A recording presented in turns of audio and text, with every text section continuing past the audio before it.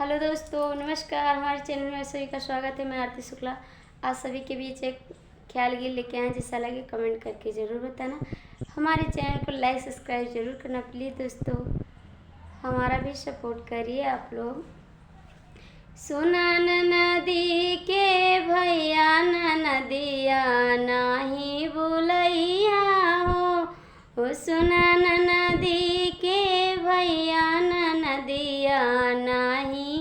बुलैया हो तोहे तो मोरा राजा जइहा बजरिया बजरिया हो जइहा बजरी तू ही लैया मिठैया नदिया नाही बुलैया हो ही लैया मिठैया नदिया नाही बुलैया हो सुनन नदी के भैया नदिया नाही बुलैया हो तू ही तो मोरा राजा ललिना खेलैया तो मोरा राजा ललिना खेलई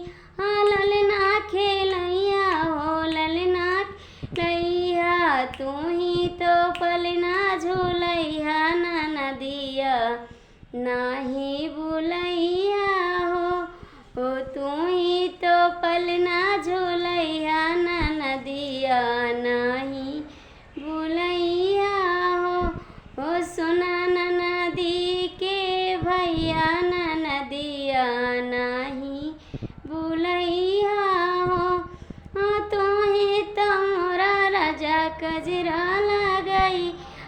तू ही तो मोरा राजा कजरा लगिया तू ही तो सोहर सुनैया नदिया नाही बुलैया हो तू ही तो सोहर सुनैया नदिया नाही बुलैया हो सुनन नदी के भैया नदिया नाही बुलैया हो सुनन नदी के भैया नदिया ना